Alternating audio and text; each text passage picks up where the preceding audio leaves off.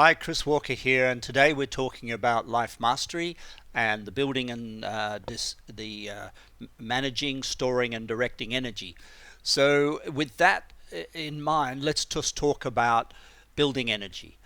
Building energy comes from a series of factors. There are the space you're in, the people you're around, the posture you hold, the sounds that are going on around you, your health, your imagination about your future, the things that surround you, the season that you're in, remembering that winter is a time where energy is not built. Thoughts can determine whether you build or lose energy. We've been through that because we know thankful thoughts build, unthankful thoughts sabotage. The weather can change your energy. Food, the phases of the moon. We know on a full moon there are more lunatics around than on a new moon, which means there's more energy about on a full moon. Breath changes your energy, your work and your attitude to your work, your mood, and the time of day. The second phase is, of course, stopping the loss of energy. There's anxiety, stress, and negativity. In the physical aspect, there's twitching, talking, and your posture. And in the emotional level of stopping the loss, there's stopping the nervousness, fear, and guilt.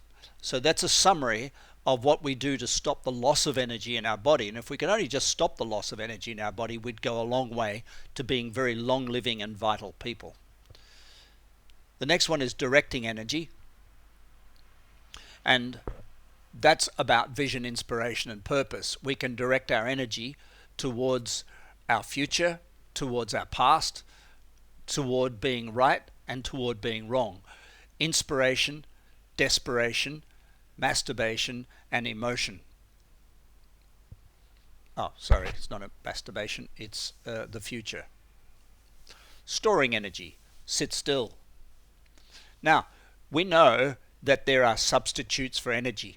We know that when a person's not inspired, when a person's not on track, when a person's not thankful, when not in the give space, gratitude, inspiration, vision, and enthusiasm, they gravitate to the substitutes. And there are 4 substitutes. The 4 substitutes for good energy are, and these are the only 4, is food.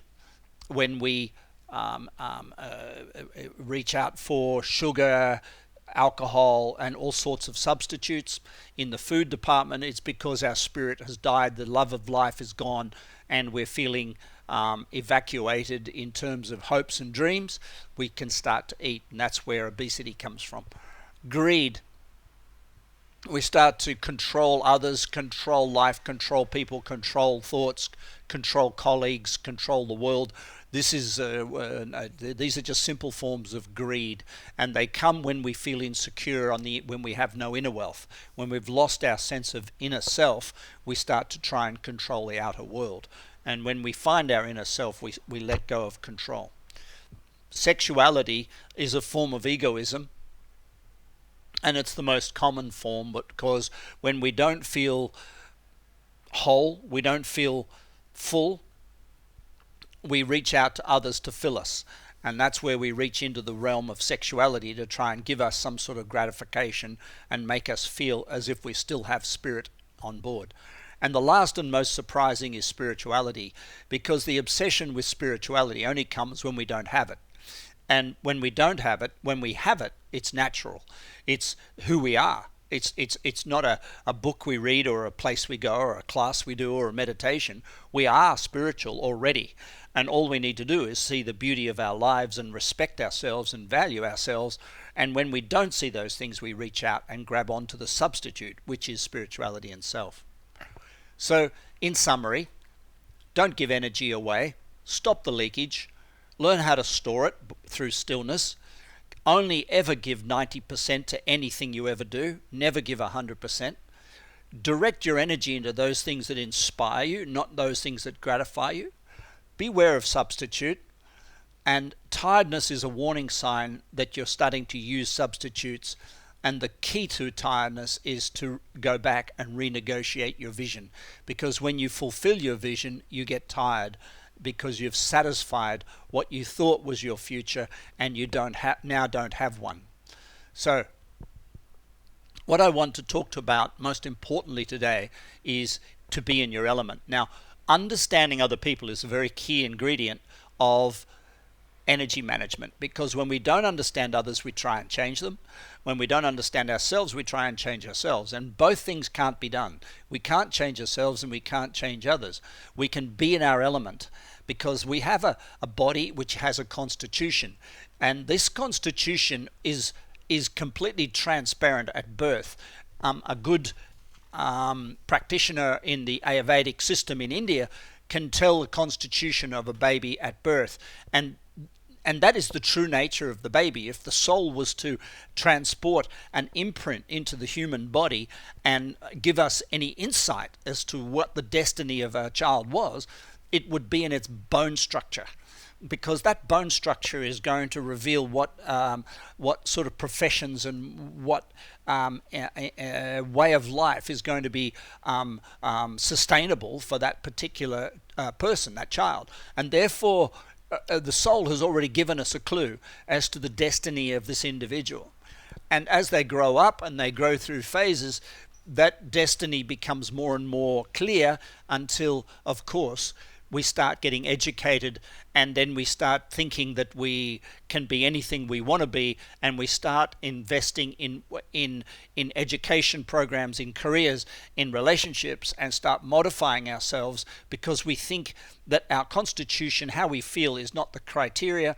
It's what we have been guided to from a career intellectual guidance perspective, which is where the ego starts to kick in.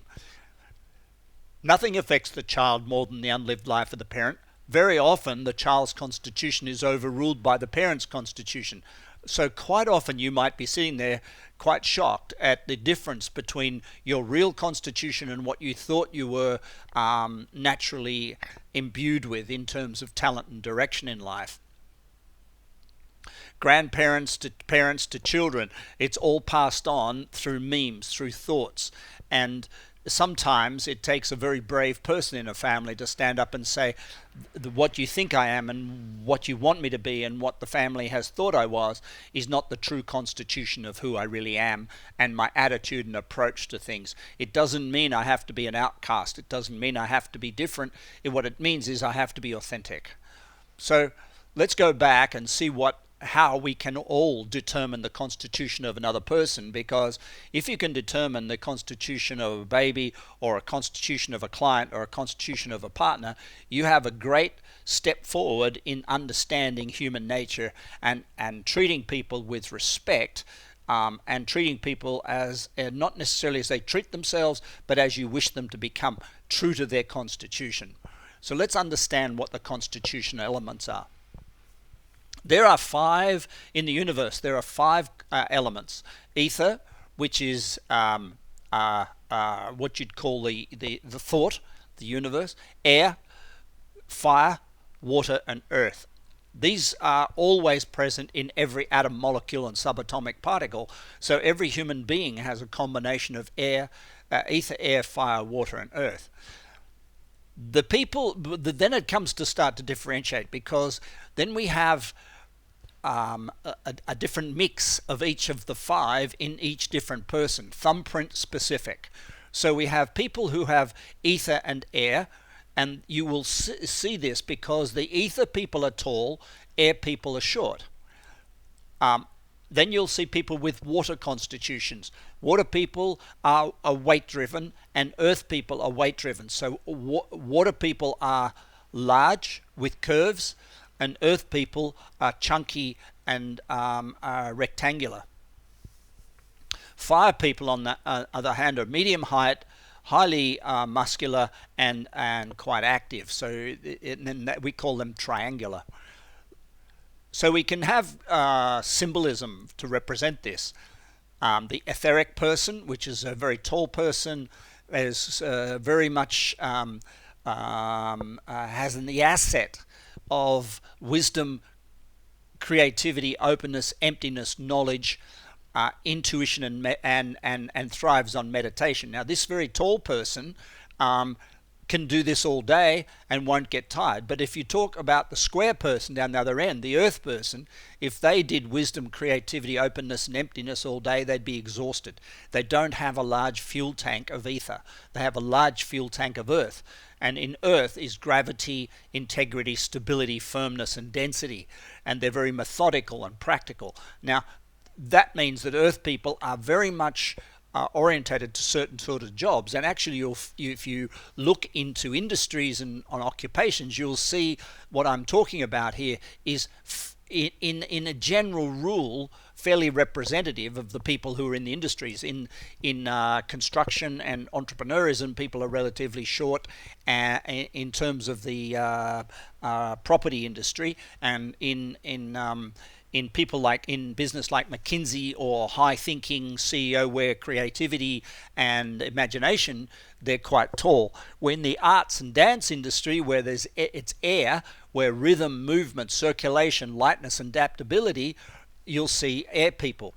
In change management, you'll see medium-heighted, fairly hot, passionate, and driven people. They're great at solving problems. And in areas of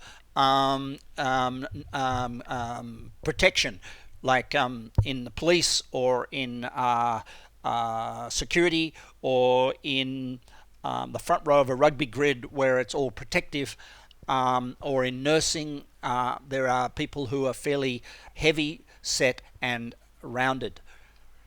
So the 5 elements are air, ether, air, fire, water, and earth.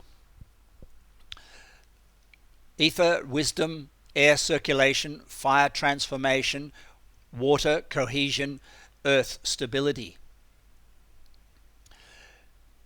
Ether specializes in new thinking, air specializes in communication, fire in problem solving, water in caring, and earth in organizing. So an ether predominant person would be like this: slim, creative, and tall. They'd have wisdom, creativity, and a lot of ideas, and they'd be ideal in the world of entrepreneurism, concepts, and philosophy.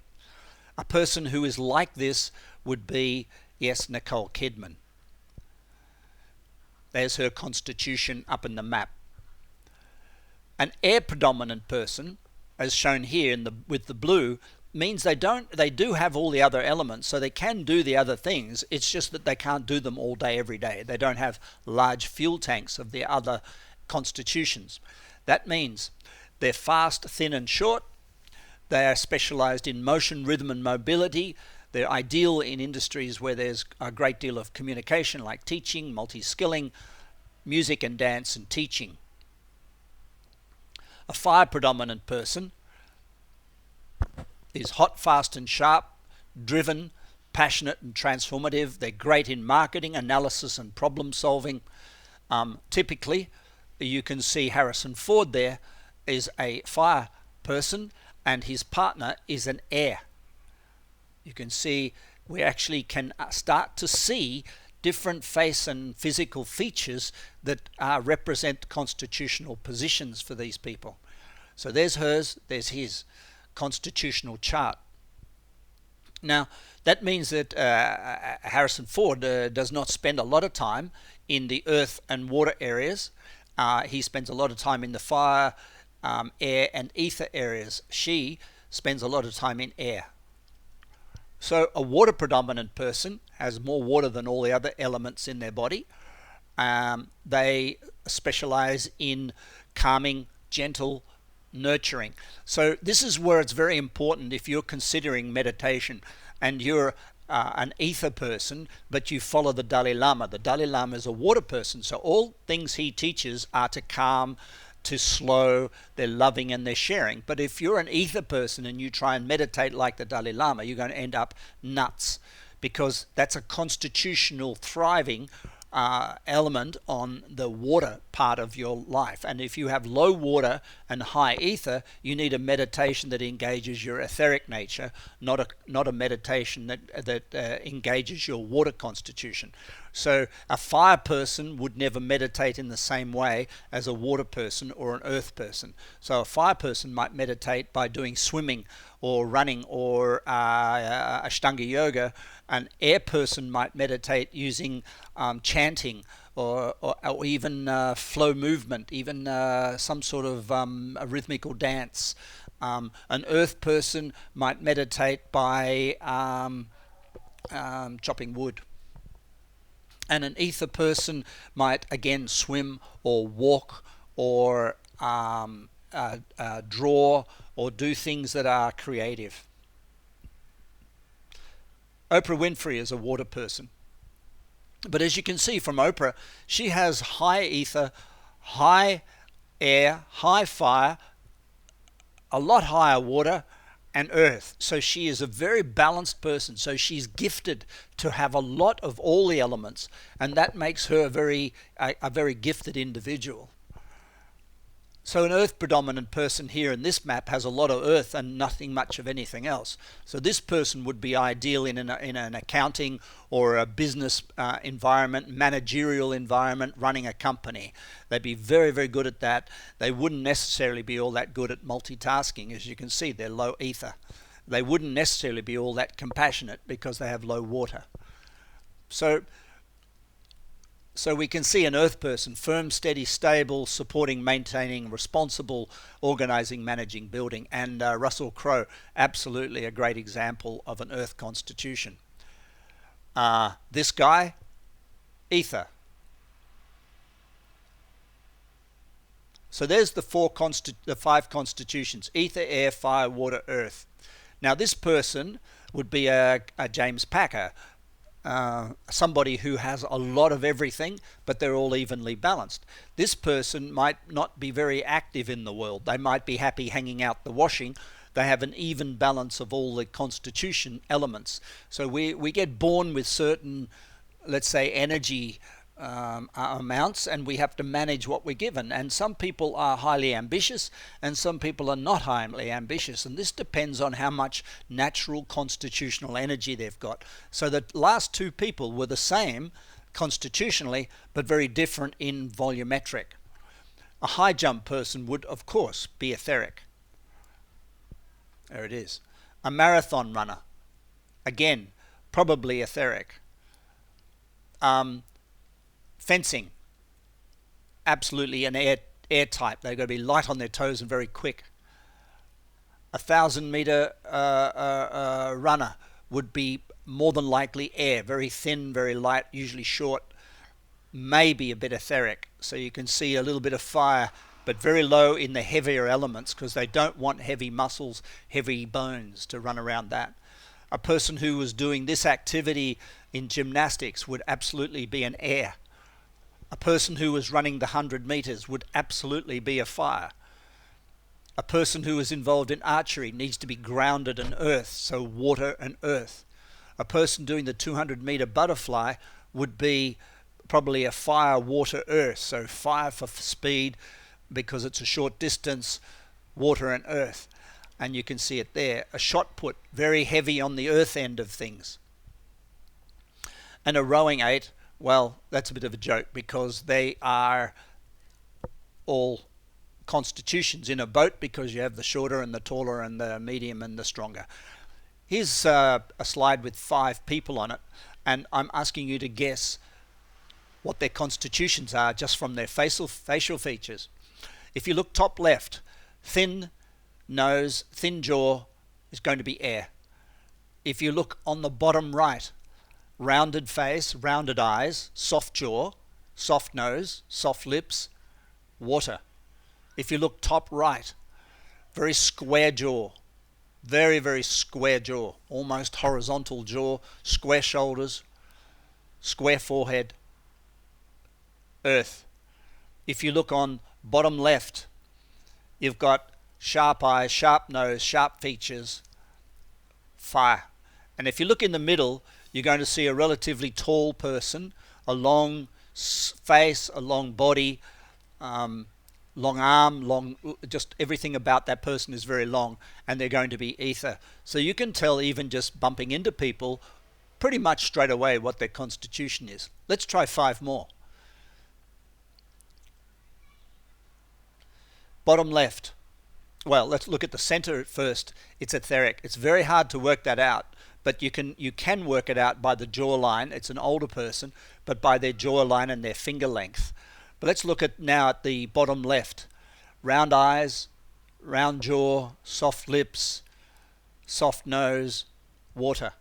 Let's look at the person bottom right. Sharp nose, sharp features, fire. You've got it. Top right. Light, thin, small, featured, a little bit petite in a sense, air. And finally, strong jaw on the top left, strong jaw, square features, square shoulders, flat forehead, earth. So I guess you're asking yourself, what is your element? Ether, air, fire, water, or earth? And the answer will be, give Chris a call, because we can work that out very quickly. And in the book that's been given to you in the 30-day challenge, there's a way of working it out for yourself, a scorecard, which is quite an ingenious process being created by Rama Prasad, my partner in the elemental work. Imbalances. Now this is quite intriguing. Ether imbalances. When an ether person gets imbalanced, out of balance, they get anxiety, worry, and confusion. So therefore they go into states of depletion, inactivity, insufficiency, and they get weight loss, they feel unsupported, and they feel underdeveloped. So even when we get out of balance in life, your constitution will tell you what form that will represent itself. Now, so if when I meet people and they say I have certain problems and I feel certain things, I can tell from what they're feeling that if they're feeling, let's say if they're losing weight or they feel unsupported, they feel underdeveloped or insufficient, I can tell that that is truly in harmony with an imbalance, an etheric imbalance. There's air imbalances, which is body pain, sore joints, feeling insecure, feeling dry, feeling cold even in relatively warm temperatures, poor circulation, irregular, scattered, distracted. When they want to sleep a lot, they also get weight loss and they get a lack of direction. That's an air imbalance. Fire imbalances, anger, irritability and frustration, acidity, which means arthritic, heartburn, arthritis. They get sweats, they get excess hunger, so they start eating a lot, and they get low self-esteem. So that's an imbalance that comes from a fire excess or deficiency. Water, when a water person gets imbalanced, or when our water gets imbalanced in our body, we feel slow, heavy and sluggish. We start to sleep long, we feel possessive, we get a bigger appetite, and we get sedentary, sad dreams, fluid retention, and what's called depression. So depression is a water imbalance. And finally, earth, we start to feel stiff. We get really stiff shoulders, stiff back, stiff neck, tense. We feel heavy. We get stubborn, resistant, and we get very fundamental. It's an all or nothing statistic. So when we're in our earth state, so lack of calcification, which means heart attacks, thrombosis, and what have you. So that's the earth constitution. So I'm going to skip through these and put this slideshow on SlideShare so that you can download it. You know, when you're talking to an ether person and you want to engage them, you would typically ask them, an ether person why, an air person what, a fire person when, a water person who, and an earth person how. But if you want to turn them off, You ask an ether person how, an air person when, a fire person who, a water person what, and an earth person why. If you start asking people the wrong questions, which is very easy to do, because quite often we treat people as we treat ourselves. That's a biblical teaching, that do unto others as you do unto yourself. So if you're an ether person, you might like to know why. So you ask a person why, but if they're an earth person, that will be the most frustrating question they could ever hear. So by understanding another person's constitution, it gives you a great window into better communication, more value-based dialogue with other people, and certainly, ultimately, a much greater way of communicating to get what you want, to get your values met by meeting other people's value system in communication. Let's talk about relationships just very quickly. What would happen here? Two etheric people in a relationship. What would happen here? An etheric person with someone who had ether, a little bit of air. What would happen here? An earth person with a rather etheric person, or an air person. These are very interesting things, and they're covered in the book, which is given to you free. So we're seeking balance throughout all of this work, and the balance means a balance between excess and deficiency. All illness, all disease, all human heartbreak, all troubles come from imbalance, and the imbalance can only be from too much or too little. Too much or too little. If we're an ether person, if we got too much earth or too little ether, we will get imbalanced. So understanding ourselves from this beautiful, simple Ayurvedic constitution position is a profound way of simplifying life and understanding the way that we can live in harmony with ourselves and nature. We establish routines, daily routines. We establish nutrition based on your constitution. We establish rest and sleep patterns based on your constitution. We establish exercise based on your constitution. We establish a relationship with self, with other, with your emotions, with friends, all on your constitution.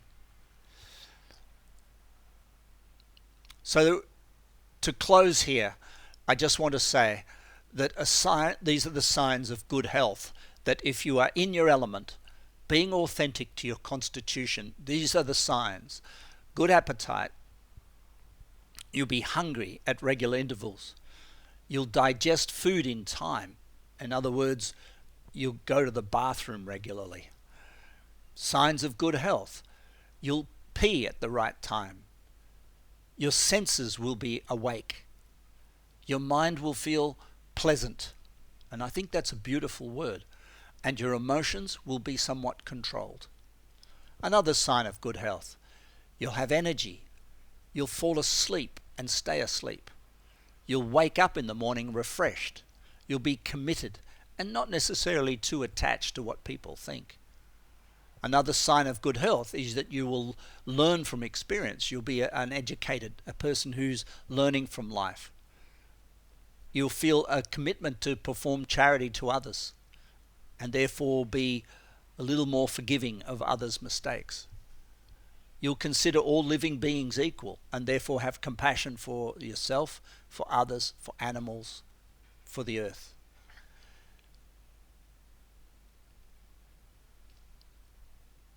This is my home. Thank you very much for listening to this podcast and this video, and I look forward to meeting you soon. Bye for now.